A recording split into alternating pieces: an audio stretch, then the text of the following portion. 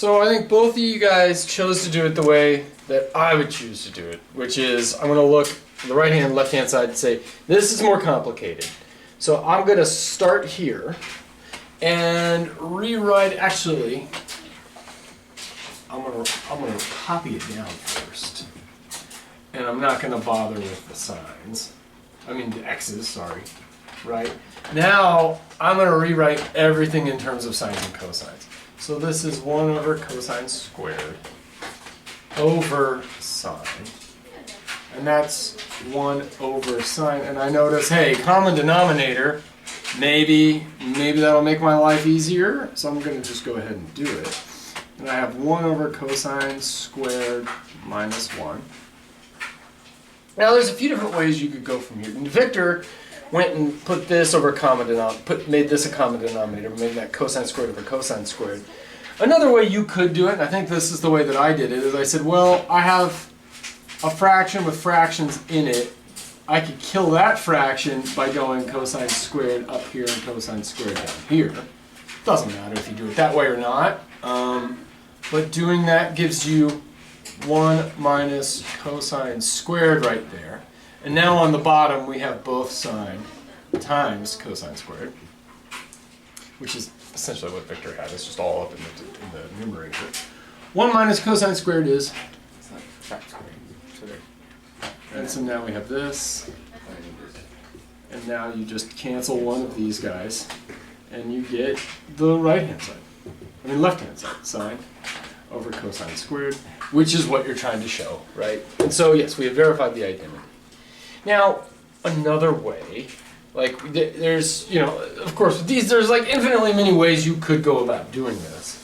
One way that I don't recommend, as you guys both knew, you guys both did the way that I've exhorted you to do for so long, which is start with one side, turn it into the other side. Another thing you could do is just go with this whole shebang and say, well, I don't know, in fact, why don't I rewrite this as 1 over sine? Why don't I kill denominators? So I'm going to multiply both sides by, how about sine times cosine squared? And actually, I'm just going to do, because I want the original thing right up here, secant squared sine 1 over sine. And so I could kill all the denominators by saying, oh, how about we multiply by cosine times sine? Cosine squared sine, cosine squared times sine. These guys cancel to give me a sine squared. That cancels in here to give me a secant squared times cosine squared minus cosine squared. Did I do that right? Yes. Yeah. But secant squared is 1 over cosine squared, so that times cosine squared is just a 1, and I get sine squared equals 1 minus cosine squared, which is true because sine squared plus cosine squared is equal to 1. And the problem, as I've said before, is if you do this, you have not really proved it. Because you've started with something you're spurious about. You're like, maybe true. Something may or may not be wrong. And you derive something true. Now it happens to be that all of these steps are indeed reversible. And this is something I want to talk about for you. Because now, well, we'll get into it, right? And since that is true, all of them are indeed reversible, you can start, it would be better in your proof to start with something that's true. Start here. Like this is the scratch work you've done that you're not turning in. Or if it's a quiz, you do a line and say, okay, we're going to call this scratch. Man, I can't write. Okay, that's my scratch work. And now this is my final answer. I'm going to go here. Then I'm going to go sine squared equals 1 minus cosine squared. Now, how do we get from there to there? Oh, I turn this into secant squared times cosine squared, which is 1 minus cosine squared. Then I pull it out, and I just do these last. I'm not going to bother, right?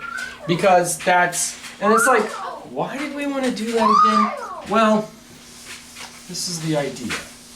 Is that, let's say the problem were this.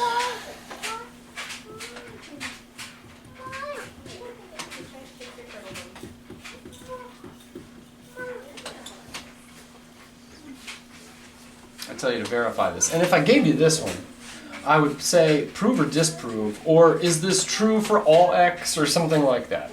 Because this is not true for all values of x.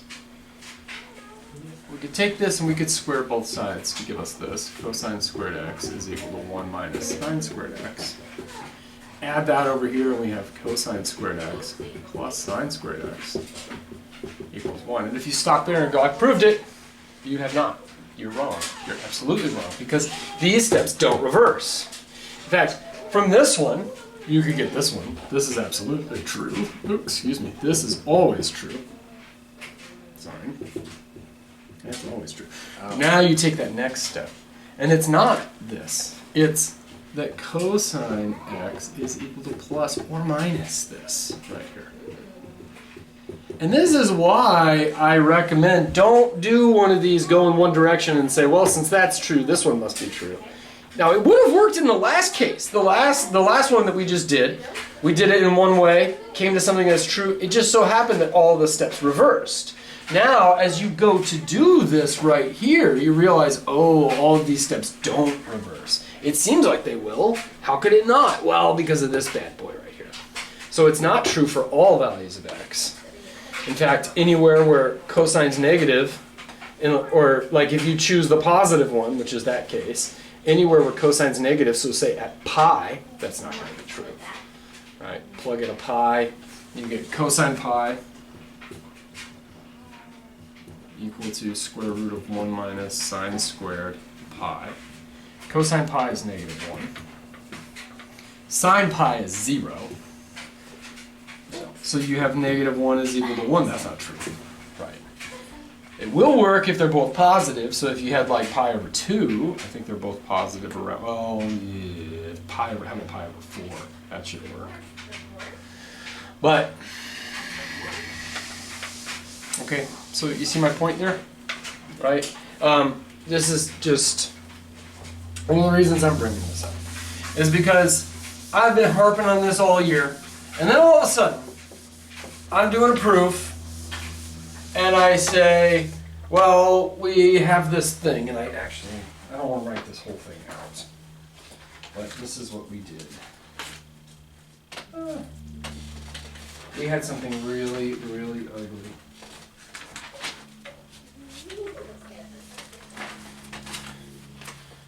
We had a bunch of work, and it came down to this.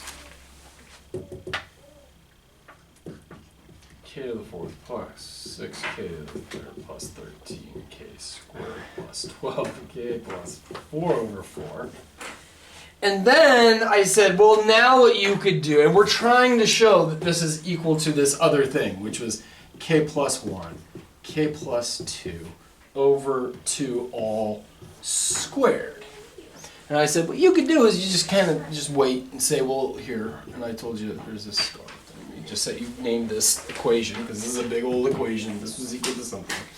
And I said, now what you could do is work on the other side of the equation, basically. You're trying to show that this thing is equal to this thing. And now it's okay to just work on this equation, and so you do a bunch of stuff and show that, yes, k to the fourth plus 6k cubed plus 13k squared plus 12k plus 4 over 4, and since that's equal and that's equal, everybody's good. It would be better, and I just said that because it's a lot to write down. Well, actually, this is the reason I said that. It would be better to not do this, to not split it up and say, well, since that's equal to that, that's equal to the same thing, then that original thing must also be equal to this, which is what you were trying to prove, which was 1 cubed plus 2 cubed plus k plus 1 cubed is equal to this thing right here. That was your that was what we were trying, that was our goal, that's where we were trying to get with all of that, right? And that this was equal to this side. It was all this work. Blah, blah, blah, blah, blah. This equals the 1 cubed all the way up to the k plus 1 cubed. And we showed that. And then we showed that this is equal to that. Since that's equal to that, it must be that that's equal to that, which is what we wanted to show. But it would be even better, and the only reason I didn't was after you do all this, to say, well, I could just do all these steps in reverse. And so from here, I go back to the previous line that I had. And then go back to the previous line that I had. And back to the previous line that I had where I had k squared plus 2k plus 1 times k squared plus 4k plus 4 all over 4, which was indeed equal to the k plus 1 squared, k plus 2 squared, 2 squared, which is equal to the thing, right? That would be even better. It's just unfactoring this thing, you don't really buy it. Like if I say, here's the next step, from here to here. Yeah, it's true, but it doesn't look true, does it? No, right? And so that's why sometimes it is better, just for clarity, to show like, well, hold up, this is going to get ugly if I try to factor this thing down. So we'll just multiply this out and show that those things are equal. But it's always better to do it all in one line if you can. It's just sometimes when they get really ugly, can you maybe factor it by grouping?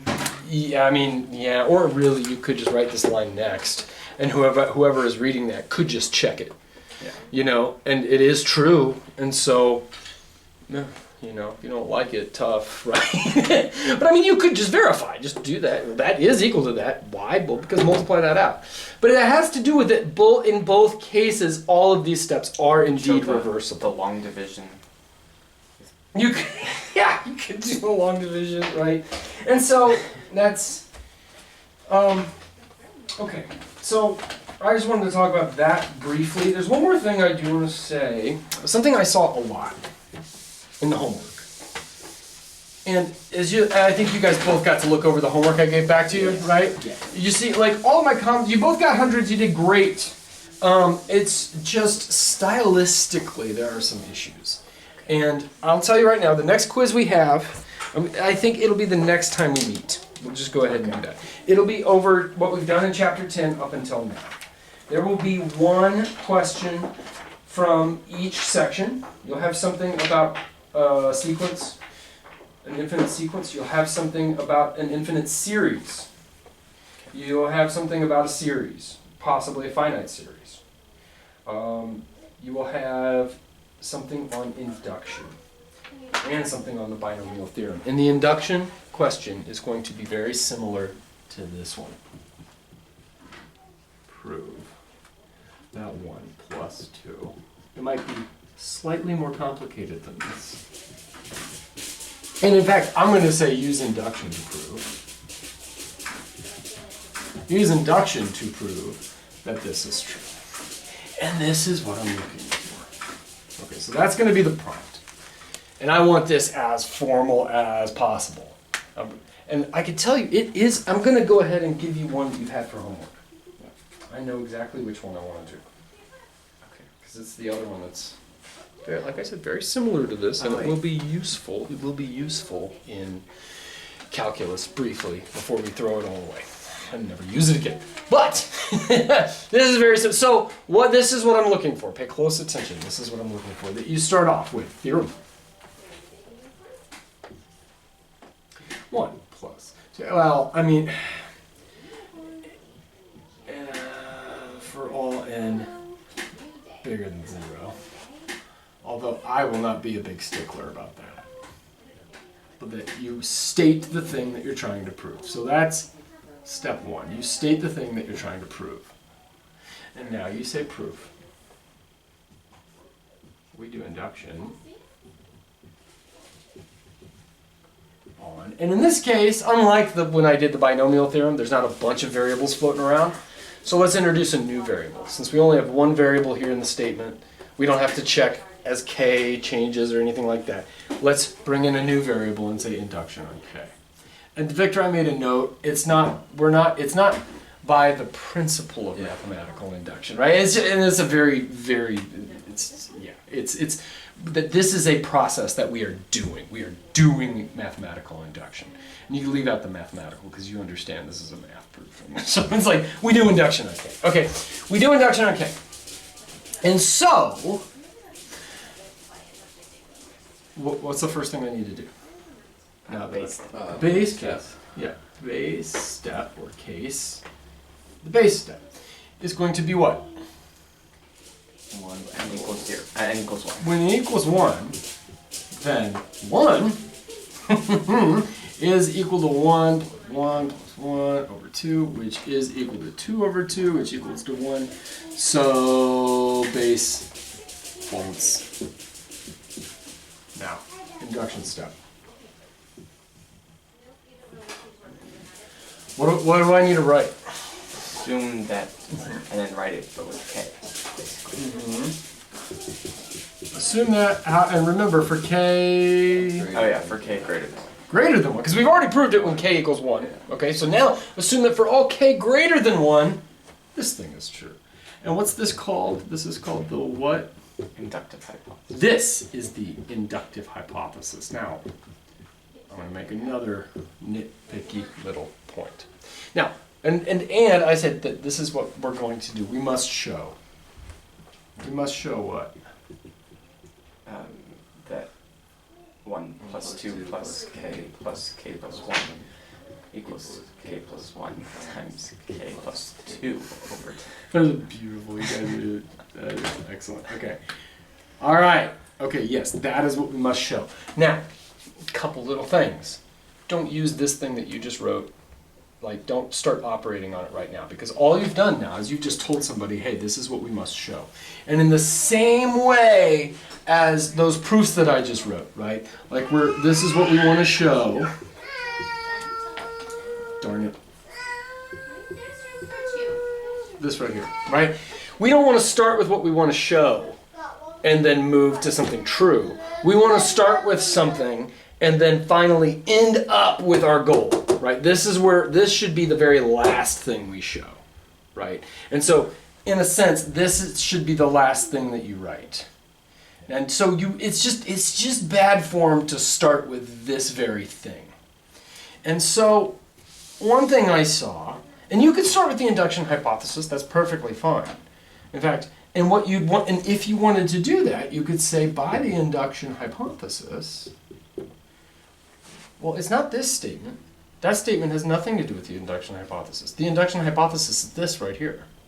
And so you can say, well, the induction hypothesis states this, plus k equals k plus 1 over 2. Now from here, now that you have that written down, now let's add k plus 1 to both sides. Right. And this is and this, again, like what I saw a lot, one second, let me just go ahead and do that. K plus 1 over 2 plus k plus 1. Okay. Now, what I saw a lot was, by the induction hypothesis, this. And yeah, yes, but you've kind of done two steps here, right? You're saying, by the induction hypothesis, this is true. It's like, well, yeah, it is. But that's not the induction hypothesis, right? You know, now another way you could, and so it's just, like I said, nitpicky stuff. I'm just really nitpicking here. And so you could do that. You could do it this way. Another way to do it would be where you're not operating on both sides of an equation, right? So this is one way.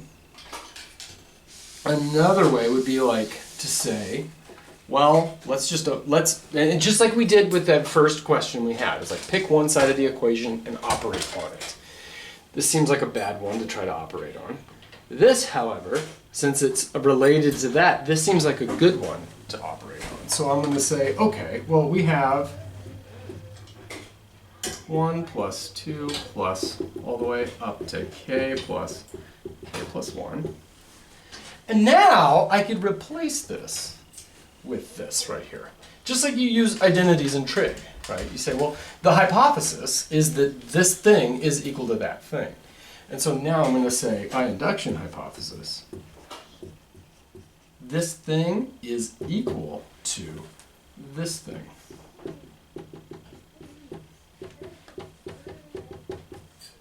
Now what must we show? That thing, that whole thing is equal to that. So now I just need to keep going, right? Just like you do with your whatever proofs, with your Identity. Thank you, the identities, right? You keep going. You start with one side of the equation, use the inductive hypothesis to get this, and then just keep going until you finally get down to, that is equal to k plus 1, k plus 2 over 2. And so, again, So this is what I want to see. You either do that, or if you want to operate on the entire equation, which in some cases is fine. Like that first question we did. You could have done both sides, just as long as you start with the right thing and end with the right thing. But it's just bad form to say by the induction hypothesis and then write the whole thing out, right? Because it's like, well, this is the induction hypothesis. And here I'm using that fact, that this is this, and that's the hypothesis, is that this thing is equal to this. And so, like, yeah, by the induction hypothesis, it is true that this is equal to the k plus 1 over 2 plus the k plus 1. But you see how you're doing two steps there, right? So, right, like, if you just say by the induction hypothesis, this is true, it's like, well, yeah, but this part is the induction hypothesis. And now try to be a bit more clear with what you're doing. Because if somebody doesn't know what they're talking, well, if somebody's having a hard time understanding you, and you say, by the induction hypothesis, this, you could look up here and be like, that's not what the induction hypothesis says. It doesn't say anything about this and this. And it's like, well, I just added k plus 1 to both sides. Okay, yes, and yeah, we're all on the, it's just, we're trying to communicate, right? That's what all of this is about. It's not that I don't think, the whole reason for having, like, giving you all of these very rigid ways of doing all of this is so that we work on how we communicate things mathematically, because that's really, really, really important, okay? So, or formally, how we communicate mathematical ideas formally. And so then, now that we've shown that this thing is equal to this thing, we could say thus. This. 1 plus 2 plus all the way up to n is equal to n times n plus 1 over 2 as desired. Like I said, QED as was to be demonstrated and all that, right? Okay? Everybody got me? Okay. Okay. And so again, you guys did great. It was excellent. The only reason I'm nitpicking is because this is like a new thing, and with the ones that you did, doing the induction hypothesis along with that first step, it makes perfect sense to me. Anybody could see when you say by the induction hypothesis,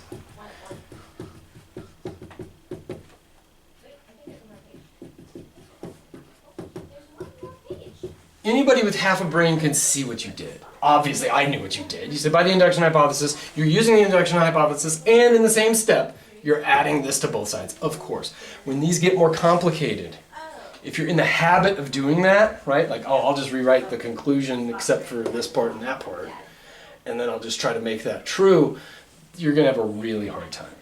You want to get in the habit of not doing, that's what I'm trying to break you of, I don't want you to fall into this habit right here.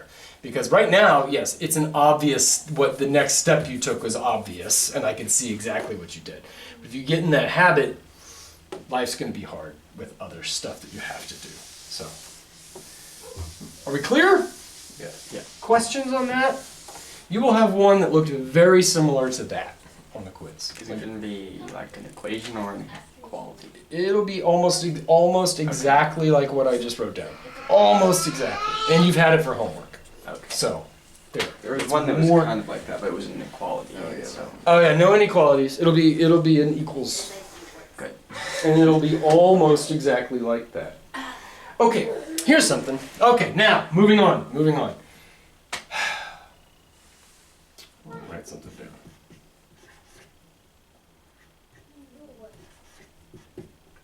Is that true? Yeah. Yeah. Are you sure about that? Is everybody sure that that's true? Is that true for every single x and y? Yeah. Yeah. I see how it couldn't be, because that's just the property of addition. It doesn't matter what order you do it in, right? Okay. So I'm gonna start writing some other things up here, and you tell me, is this still true? Is that still true? Yeah. Is this still true? Yes. What about that? Yeah. Yeah. Right? Right? It has to be. There's no way around that. It must be the case. But, what did we prove last time? That this is equal to the sum as k goes from 0 up to n, of n choose k, times x to the n minus k, y to the k. Yeah? Yeah. But this tells me, by the same thing we proved last time, is that k goes from 0 up to n, of n choose k, of, now it's just backwards, it's just y equals n minus k, x to the k. These don't look the same, do they? But they have to be, right? They must be. I mean, otherwise, my faith in mathematics is completely destroyed. Because we proved that this is true. I told you we could have used, you know, a u and a v, or you know, an s and a t, or any variables, and we would have ended up with this conclusion right here. With the x there, you get an x there. With the y there, you get a y there. This does not look the same to me. It looks like different powers. So let's try this. I'm going to try to investigate what's going on here. Maybe we'll see. Now let's get rid of those binomial coefficients and just look at this part here. Let's say we have this. X to the n minus k, y. Okay, oops, sorry, to the k. Well, that's what? What's the first term here? X to the what? N. Yeah. Plus, wait, what's the next? X. So that was the case when k was equal to 0. Now when k is equal to 1, we have X to the n plus 1. in Oh, n minus minus 1 times y. to the 1. Yeah. And so on. Now let's just do the kth term, is going to be whatever that is. Y to the k. Now suppose we get all the way down to where k is equal to n minus 1 so that there's only one x left. Then y is raised to what power? To the n. Yeah. And what? Just How about minus 1? oh. Right? Oh. Right. K would have to equal n minus 1 for that to be true, because here's another thing I didn't explicitly state this last time. Those powers always add up to n. Because look at this formula. N minus k plus k is just equal to n. So if you have x to the 5th, the next one would be x to the 4th, y to the 1, x to the 3rd, y to the 2, x squared, y to the 3. All of those powers always add up to whatever your n is. So that's an easy way to figure that out. Okay. What's the last one? Y to the n. Yeah. Yes. Okay. You know, I was gonna do this with like 0 to 5, and it would have been a lot easier to see. But I want to try to do this more generally. So now this is where we're not using the binomial coefficients. So this is not x plus y to the nth power. This is just something else. And I just want to investigate what's going on here. Now, what about this one? Let's do the same one. The only difference is we've swapped the roles of x and y. So now we have y to the n minus k, x to the k. First term's going to be what? Y to the n. Then what's the next one? Y to the n minus 1. Oh, yeah.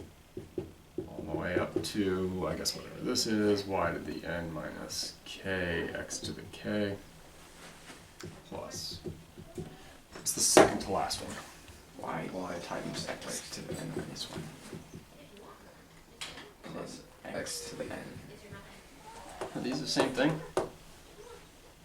Yeah, they're just written backwards. This is different. They're just written backwards.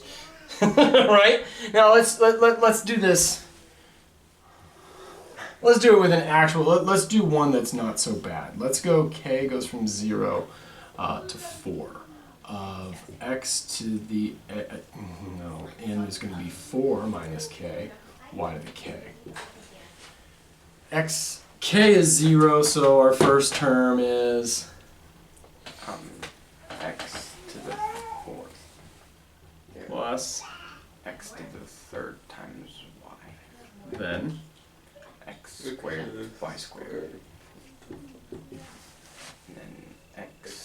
y cubed, and then y to the fourth. Now let's do the same thing, and we're just going to swap x and y. Now it's y to the 4 minus k, x to the k. First term is Y to the fourth plus y to the third times x plus y squared times x squared plus y times x to the third y times x to the third. plus x to the fourth. Another nifty thing is that multiplication also has that Yeah. property that you could do it in either way. And so now it's kind of easy to see what happened here, right? Like, this is why these things are equal. This is what messes you up. You're like, that can't be that, because those are different. And like, even when we write it out like this, you have your general, your middle term, or whatever you want to think about. It's like, those things can't be the same. And maybe they're not, right? If they don't line up just right, there's not one middle term where they're both equal. Like in this case, there's no... Oh no, there is a middle term where they're both equal. But if we had an odd, we would have an even number of things, and there wouldn't be one term where they're both exactly equal. But the thing is that you've just written one of them backwards, right? Yeah. So that kind of demystifies why this thing's equal to that thing. We could see, when we actually use numbers, we could see that they're exactly the same. The problem is now this n choose k business. This is when the coefficient was always just 1. Obviously they're the same. But this thing changes with every single k. And so it's like, well, if they're the same but they're just backwards, how could the coefficients, wouldn't you have to like mess with that and call that like k minus or n minus k or something to make it go in reverse? What's going on here? Let's just look at these coefficients. So if you remember, I wrote these in a triangle, just the coefficients themselves, and I called it whose triangle?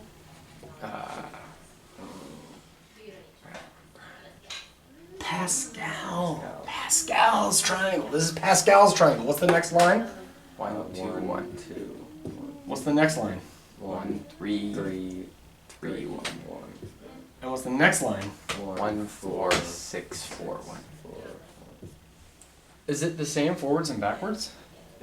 Uh, Oh, interesting. It looks like, it seems as though, if I had written x to the fourth y, so I just had that, right? One of them was x to the fourth plus x cubed y plus x squared plus xy cubed plus y cubed. If I wrote that right here, those would be the coefficients. wait, y to the fourth. Thank you. Good catch. That would be 1x to the fourth, and then 4 there, and a 6 there, and a 4 there, and a 1 there. It's the exact same thing if I flipped it around. If I had written it the second way that we had it, y to the fourth plus x, y to the third plus x squared, y squared plus x cubed, y plus x to the fourth. Oh, lo and behold, it worked backward because this thing apparently looks like, at least as of right now, it's symmetric. Well, it'll always be. Will it always be symmetric? And that's the question we want to know. Is this always going to be symmetric? Yeah, why wouldn't it? Why wouldn't it? Now you can make an argument. We could make the argument right now. If you really do believe that these are always n choose k, right, where n is 0, n is 1, n is 2, n is 3, and then where k is 0, k is 1, k is 2. If you believe that that's described by n choose k, then these are indeed these. And if we could just show that this is symmetric, then this will always be equal to that. That's one way of doing it. The problem is, I mean, so like looking at this, we can make a good argument that this is always going to be symmetric. But I think that would actually be pretty hard, and it would be removed a little bit. It would be nicer if we could just use these things themselves. Yeah. And so that's what I'm going to do right now. I'm going to say, okay, let's just look at n choose k. Let's say that we have any one of the, we choose some n, and we have the k. So we have some coefficients here. The same way, like in any of those lines, right? The first line could have been written 0, choose 0. The next one is 1, choose 0, 1, choose 1. The next one is 2, choose 0, 2, choose 1, 2, choose 2, right? It always ends with the same number. It's always n, choose n. And so going on in general then, the nth line would be n, choose 0, n, choose 1, n, choose 2, and so on. The last one's going to be n, choose n. What's the one before it going to be? N, choose n. N, choose n minus 1. Yeah. Then how about n, choose n minus 2? And now in general, well, you can see what all I'm doing here is I'm starting with 0, and then I'm going to add 1. This is when k equals 0, this is when k is equal to 1, this is when k equals to 2, and now we could say then this one right here is n, choose k. Okay, so now we want to find the one that pairs with it. Okay, so because what I could do right now, I could say, okay, and in fact we've already proved this, that n, choose 0 is equal to 1. N, choose n is also equal to 1, so those are good. Now what I could do is start working my way in and say, okay, can we prove that n, choose 1 is equal to n, choose n minus 1? And we can show that, yes, indeed, that checks. But then I'd have to do that on and on forever. So all I need to do is just say, well, if I find the kth one, and then the one that corresponds to it. So if 0 corresponds to this one, 1 corresponds to n minus 1, 2 corresponds to n minus 2, then k corresponds to N minus k. n minus k. Oops. N, choose n minus k. So and that's what we're going to do. We're going to say if k is any of them, k could be 0 all the way up to n. Okay? Well, do you believe that these are the ones that pair together? Yeah. Right? Because if k is 0, you're talking about 0 in that one. If k is, say, 2, you're talking about 2 and n minus 2. If k is any other number, these are the two that are the opposite from each other. And what we want to show is, are these guys equal to each other? What if it's like the middle one and there isn't one that corresponds? Then they'll correspond. So for instance, Oh, because with k be they're the same one, right? So if let's say you have n, let's say, so we had it with 4, didn't we? So 4 choose 3, or no, 4 choose 2 is indeed the same thing as 4 choose 4 minus 2, because they're the same one. 4 minus 2 is just 2. But now we're talking about, and so that's obvious. But if it's any of those other ones, right, like this one and this one, right, like 4 choose 1, is that equal to 4 choose 3? That's what we're trying to figure out. Okay, so everybody with me? Why we're looking at these right here.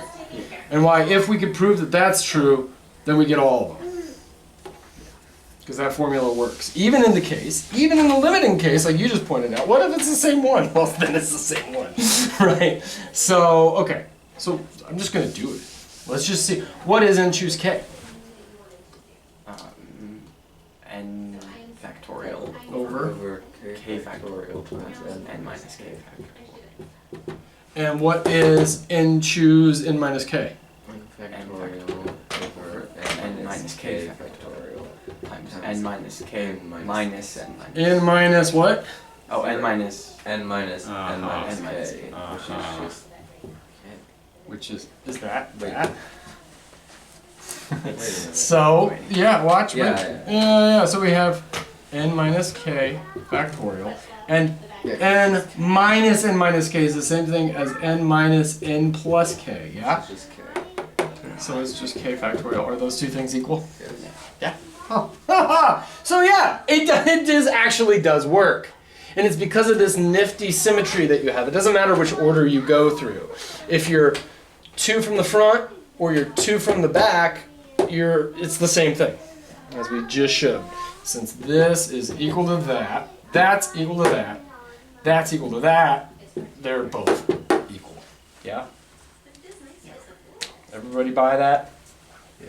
So, here's the thing. Why do we care? Well, sometimes it is you want to compute something that, like for instance, if you have something square root of c plus 1 to the nth power, and you want to figure out what that is, and you say, well, okay, that means k equals 0 up to n, and choose k. That would be the square root of c n minus k, and then 1 to the k. And you can see, well, the 1 to the k, obviously, we could just forget about, right? Because it's just 1 always. Sometimes it would make your life so much easier if this is to the kth power instead. We're going to see that before too long. Probably not in this homework, maybe in this homework.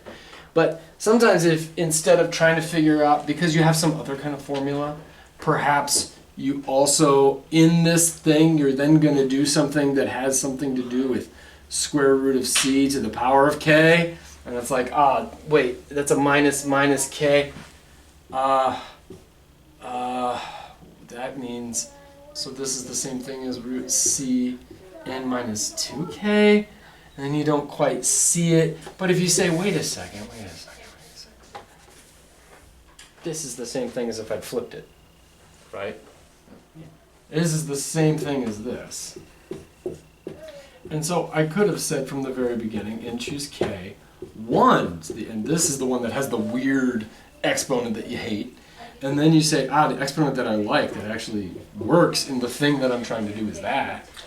That will make your life a lot easier instead of trying to mess around with digits and say, well, if n minus k and n minus a minus k, then what happens to the, now it's just a pure k. And that might make your life a lot easier. Yeah. And so what I'm saying is you can just flip these anytime you want. Anytime you want. You have this formula, you have this that you're working on. You say, oh man, this doesn't work so well. I wish that k were on the x. Oh yeah, just put the k on the x. Just flip it, you're fine. And everybody works because we know that this works in reverse. Okay? Okay. And it's like, well, it had better because this is true, right? Like, that had better work, right? And so, yeah. Okay. Okay, now let's talk about applications of the binomial theorem. There's a binomial theorem. I'll keep him up. How are we going to use this? Well, and by applications, I don't mean like, Jim has 4 basketballs, and he's on 3 skateboards, and there's 3 different skateboards. We don't care. He's on 3, yeah, I don't know why Jim's doing this. So let's just do some examples. So, problem number 26, it says to use the binomial theorem to expand and simplify. So 26 this is number 26, and we're going to expand and simplify. So this is 1/2 x plus y cubed to the 4th power. Expand and simplify. Okay. Plug it in. Just plug it in, right? So we can say that's the same thing as, I know k goes from 0 up to what? N. Which in this case n is 4. 4. What, choose what? N. Or Which is 4 to 0. How about k? Wait, yeah. That's the thing that's changing every time. Be careful with that. And now what and what? And this is how I like to do it. I swear, this is what I do every single time. I just say, I'm putting something in the binomial theorem. And so now I'm going to get an n minus k, which in this case is 4 minus k. And this one's just a k. And so now, I mean, I could do either one that I want. That in this case really won't matter that much. But, so how about I'll put my 1/2 x in here. And I'll put my y cubed right here. Okay? Now, another thing, you really don't, this 4 choose k thing, since it's only 4, you could just do the Pascal's triangle. Say, okay, 1, 4, 6, 4, 1 is what I want. Make your life easier there. So when k equals 0, this thing's a 1. This is a 1/2 to the x 4th, yeah? Plus 4 times, right? Because that's the second. 4 choose 1, right? K is now equal to 1. 4 choose 1 is 4. Yeah. Now we have 1/2 x to the what power? 1. No, 4, 3. 3, and now we have y to the cube to the what power? 1. Yeah. And really, like, I'm not so much looking at this. I know what, like this just means that nifty pattern that we derived, right? Which was that the first thing goes 4, 3, 2, 1, 0. The second thing goes 0, 1, 2, 3, 4. Right? And it's these are what messes you up. So I know it's going to go 6, 4, and then plus a 1 times whatever the last thing is to, sorry about that, the 4th power. Anyway, so the x's go 4, 3, 2, 1, 0. The y's go 0, 1, 2, 3, 4. Everybody buy that? Now I'm just plugging stuff in. We have 1/2 to the x, y cubed. 1/2, not 1/2 to the x. 1/2 times x, y cubed. Y cubed. And we're done. And yeah, I mean, really, we're done. Like, maybe there's something to simplify more. Why not? So this is going to be 1 over 2 to the 4th times x to the 4th. That is 8. 2 cubed is 8. So the 4 and the 8 come out to 1/2. X cubed, y cubed. 1/2 squared is 1/4. 6 over 4 is 3/2. 3/2 x squared y 6 to the 6th. It's again 1/2, right? 4.5 and x. Y cubed is y to the 9th. 9th, and the last one is Y to the 12th. y to the 12th. I don't think we can simplify that anymore. I mean, I could write that as 1 over 16, whatever, right? If you get that and then your book says 1 over 16, okay, you're good, right? Like, okay, and so that's that. That's a nifty, like, try, you know, good, yeah. Could you imagine multiplying that out? I would probably square it and get, you know, trinomials, and then multiply those together to get that, and I'd hate myself by the end. This is way easier, isn't it? Yeah. And you'd be surprised how often this pops up, and in how many different contexts it pops up, where you're like, oh man, I need to do this and raise it to some power. It's very useful, actually. Oh, let's do a hard one. 28. Are they So, all just plugging? Same thing, more or less, but actually there's a little bit of subtlety coming up here in a minute. Number 28, 1 over x squared minus 2x raised to the, oh goodness, 5th. Let's raise it to the 3rd. Okay, so this isn't 28, it's like number 28, right? Okay. So we know, okay, again, binomial theorem. It tells us that the coefficient should be 1, 3, 3, 1. Okay? And if I choose this to be my x and this to be my y. So I'm just going to write this down in this form. So 1, starting with something cubed, is going to be cubed. Then it's going to be 3 something squared, something to the 1st power. 3 something to the 1st power, something squared. Finally 1 something to the 3rd power. Right? And then it's just whatever this thing is and whatever that thing is. Right? That, like, I'm going to call that thing my x and that thing my y. Right? So what do I need to write inside here? 1 over x squared. Okay. And what goes in here? 1 over x squared. And what goes in here? Negative. Ah, good. Because we didn't prove anything about x minus y. But it turns out that x minus y is x plus negative stuff, right? Yeah. So you got to be careful with that. Negative 2x. Okay. Now 3. What goes in this one? 1 over x squared. And what goes in this one? Negative 2x. Finally, Negative 2x. negative 2x. Now it looks like this probably will simplify. What does this do? 1 over x to the 6th.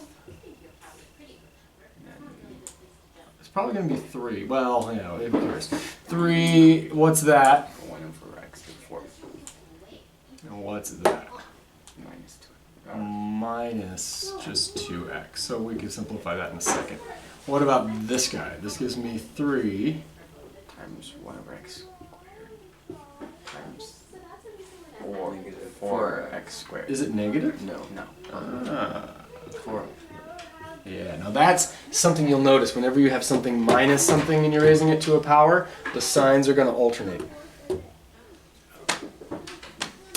Something to notice. Now, what's that going to be?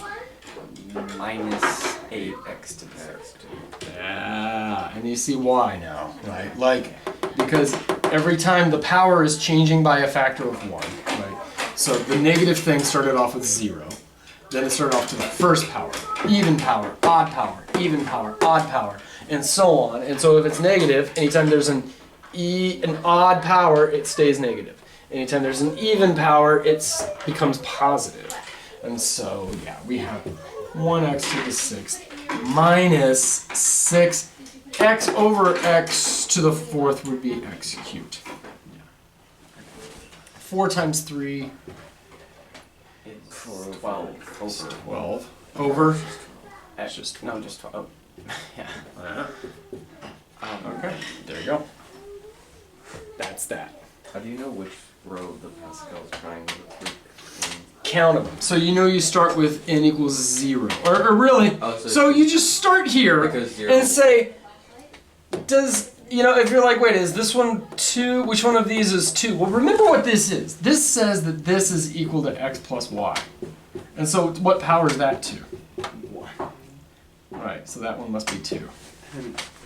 And so on, right? I usually just, when I do it, I just have this in my head, and I know that that must be when n equals 2. Because I know what something squared has that 2 in it. Yeah. So, or, yeah. And it's always, it has one more coefficient than it does have a power. Yeah. So if you have 3 here, your power is 2. If you have 2 here, your power is 1. If you have 1 there, your power is 0. Okay, so that's one type of thing you're going to see. We're running out of time. So, another type of thing you're going to see. So, there's a bunch of these that gives you a big complicated thing and it says find the 5th term. The way that your book defined first, third, and 5th terms really bugs me because in my head, as you're doing this,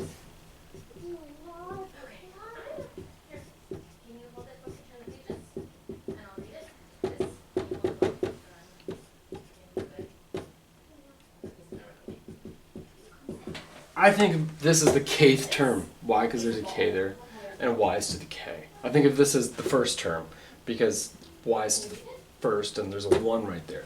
And I think of this as the 0th term, because that's 0 and y is to the 0. Your book calls this the first term, and this the second term, and this the k plus first term.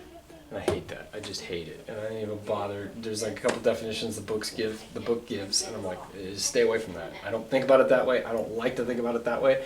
And so it says, what's the first term? And you're like, well, the first or the 0th? So we're not going to do that. Like, just so you know, that's the choice your book makes. I would have called it the 0th term. But they do give you something like this. This is so evil. It says, so this is number 42. And it gives you this. X squared minus 2y cubed raised to the 5th power. And it tells you to write, and it tells you without expanding completely, find the indicated term. And the term is the term that contains y to the 6th power. Oh, it's evil. It's so bad. So Why can't you just expand it and then... You could, and you'd waste a ton of time. Because watch what you could do. You could say, well, this thing is equal to the sum as k goes from 0 to what? To 5. Of what? Choose what? And choose, no, 5 chooses k. 5 choose k. And now we have something raised to the what, and the what? 5 minus k and k. 5 minus k and something to the k. Now, we could write, and as we've talked about before, you could have either of them. I'm going to choose to put this one right here. And I'm going to put all of that minus 2y cubed right there. Now, what must k equal to give you a y to the 6th? 2. 5. What? Wait. 7. What? What value of k will make this thing y to the 6th power? 2. 2, right? And so you could go through and expand it all out, or you could say, well, there's one term that's going to work, and that's the term where k is equal to 2. And if k is equal to 2, then you have 5 choose 2, x squared 5 minus 2 minus 2y cubed squared. That's the term. Now, you should, just to get some practice, go ahead and evaluate that. 5 choose 2 is 5 factorial over 2 factorial times 5 minus 2. And what's 5 minus 2? 3 factorial. Okay, so 5 and the 3, that should just be 5 times 4. Yeah. The 2 factorial is just 2. So 2. So that's 2, how about 10? Okay, so 10. X to the what? This is x squared to what power? Third. So x to the 6. And what's that going to be? First off, is it positive or negative? Positive 4y to the 4y to the 6th. 6th. So how about 40 40. x to the 6th, y to the 6th? And what you could do is, oh no, you can't, sorry. Never mind, don't listen to me. And so there you go, that's it. Like, we didn't have to write, you could have expanded the whole thing, and it would have taken much, much, much longer. But that's the idea, right? There's only one term that contains that. Now, it's much uglier if they gave you something like this and said, find the one that contains, and then you might just want to write the whole dang thing out. Or start writing it out so you see a pattern. Like, find that. I don't even know if that is possible. You might not end up with that, but that's the idea, right? Like, that might happen. But that's the idea. That's you don't, since you know, this is the nifty formula to have. And in this case, we had a y, or was it y cubed? I like it. And we wanted to find out where y was to the 6th power. You know that all this plugs in like this. So there's only one way that y could be to the 6th power, and that's if k is that. Now you could see why maybe they had written it the other way around. And you had this instead, where you have your negative 2y cubed and your x squared here. You can see why maybe, wait a minute, y to the 6th, if I want that, Has to be 3. what do I need to, yeah, exactly, and this is what I'm getting at, right? So like, or if they said which term contains x, so I'll just do it like this, right? If they gave you 2y to the cube minus x squared, and they told you that, you would have this set up, and you'd say, wait a minute, 5 to the k, 2y cubed. 5 minus k. I want 3 times 5, I want 3 times 5 minus k to equal 6. So that's 15 minus 3k equals 6. Minus is 6, comes over here as 21. K is, wait, did I mess, I did mess this up. you see I already messed it up. Or you could say, well, hold up, it needs to be square. But that's easy to see that you do need to square this. Because you're getting that, you're like, y to the 6th, well, that would be the squared term. So then that, the 5 minus k needs to equal a 2. Which means 5 minus 3 equals k. So then k needs to be 2. And so then you plug that in, and it happens to work, and blah, blah, blah, blah. But if that were something weird like this, and this were like a, I don't know, yeah, something crazy, it might get hard, but you could just switch them around, right? You could just say, well, hold up, the 5 minus k is making my life miserable. This is the same thing as this. That's 2y. I guess I just wrote it as y, x squared. And now your life's a lot easier, and you could just say, oh, that's to the 7th or whatever. You know what I mean, right? Yeah. Much easier that way, right? Okay, so that's all I got for you guys. I want to just double check. I think that's all the kinds that you're gonna have to do. Oh, there's another thing. Approximate. You know, if we had more time, I would go over an example. Number 47. It tells you what to do. It's pretty self-explanatory, like how to deal with it. I don't know if there's an example in the book about it. But you guys are smart cookies. You could figure this out on your own. I believe in you. It's really not hard. On the quiz, will the problem for binomial theorem be similar to this? Something like this. Okay. Yeah. It'll be something like that, like compute this, or find the term that contains this. That's a good one because it's not that long, and you have to know what you're doing in order to do it. So, yeah. And by the way, by find the term, right, we want to show, is it positive or negative? This one happened to be positive, right? It's the entire term, right? Yeah. Okay.